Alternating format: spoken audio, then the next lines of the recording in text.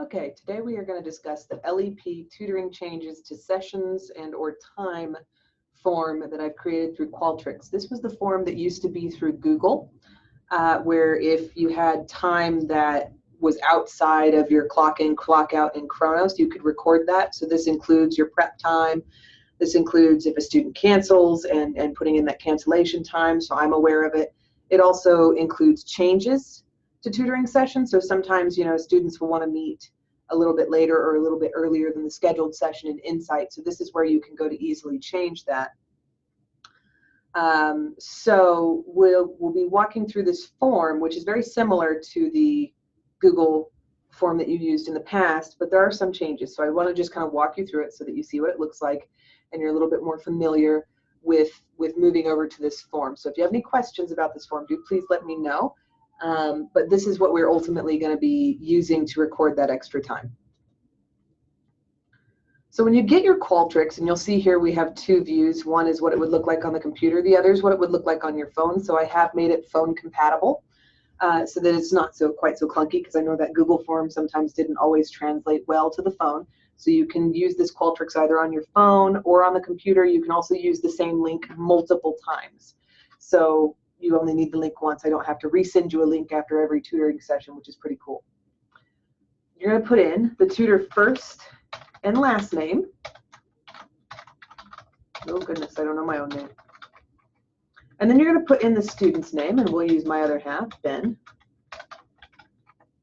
The tutored course, so I've used the example of Comp 2370, which is Data Structures and Algorithms. Date of the tutoring session, so let's pretend that the session happened yesterday. So that would be 9/9. And I want it in that same format, month, day, year. Please do include the zeros. And then what would you like to add time for and or change? And we've got four options here. One is missed or incorrect clock in. So that would be if you miss a punch or if the time that you clock in is not correct. Late cancellation and or no-show. So this is if the student cancels within that 24-hour window or if they just don't show up. Change to session time. So again, that's if a student, you have a session scheduled in Insight for one time, but you actually hold the tutoring session at a different time. And then prep time. So this is going to be one of our big changes. And there's not very many big changes, but this is one of the big ones. And I want to show you in the policies and procedures manual what that looks like. So here, as you can see, prep and admin time have made some changes too. Admin, you can get up to 30 minutes per week, and that includes emailing students, filling out tutoring summaries, and completing necessary communication and paperwork requested by your lead tutor and or tutor coordinator. Prep time is up to 30 minutes for every tutoring session. So that's the whole session, whether the session is 1 hour or 2 hours or anywhere in between.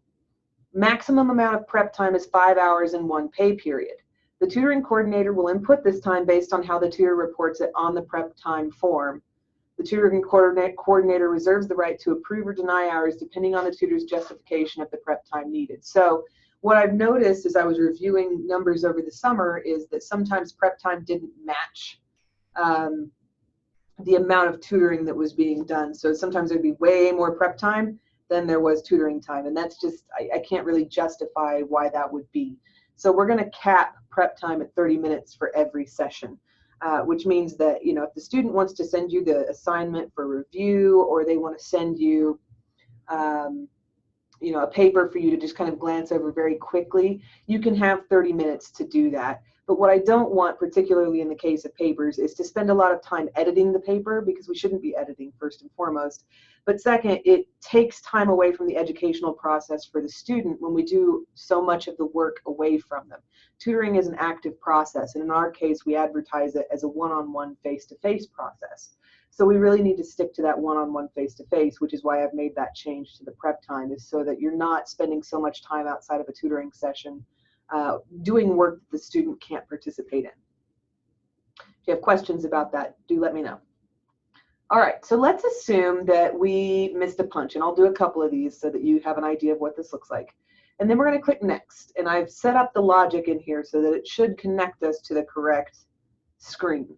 Please enter the date of the missed or incorrect session. So let's assume that yesterday I forgot to punch out, and it shows a clock in Chronos, but it doesn't show a clock out. So this is going to tell me when you clocked out. And that would have been 9/9. Time range for the tutoring session, when you should have clocked in and out. So let's pretend that I had a 9 a.m. session that ran until 10:30 a.m.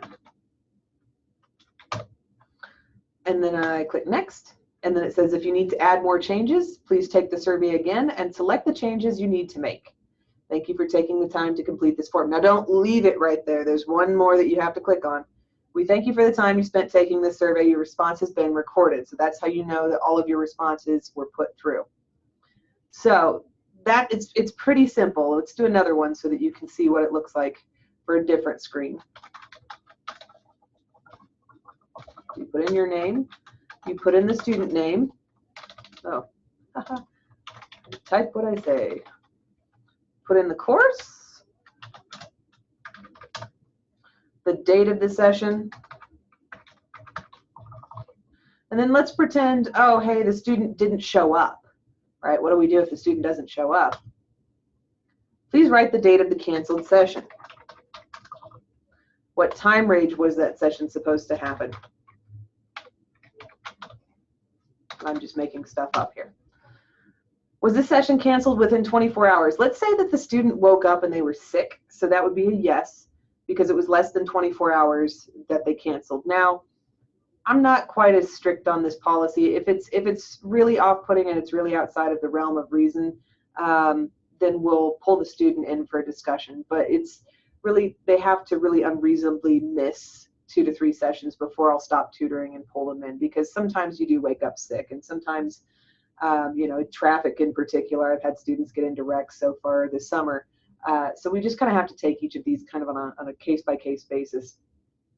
Did the student opt to reschedule? If yes, please make sure to add the appointment on Insight. So let's say, yeah, the student had something come up. They were sick, but they decided to reschedule for later in the week, which I've already put into Insight. This is important. You have to track this stuff in Insight. They're really wanting us to start tracking, so we need to really work with that system. I know it's not our favorite, but we have to use what we have for right now. So we'll say yes, they decided they wanted to reschedule, so I will go into Insight and check it to see when that's going to happen. Same thing, into survey.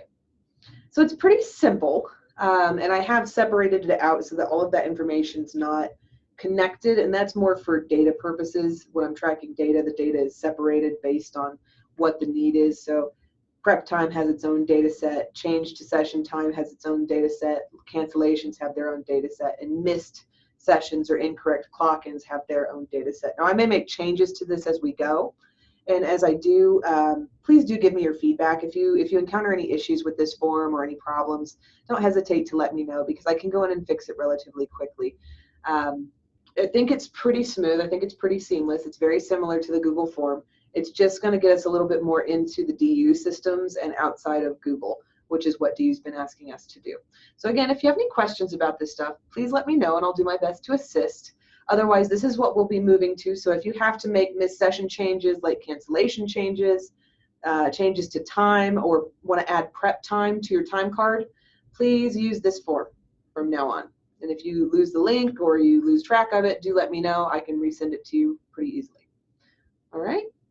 Thank you, guys.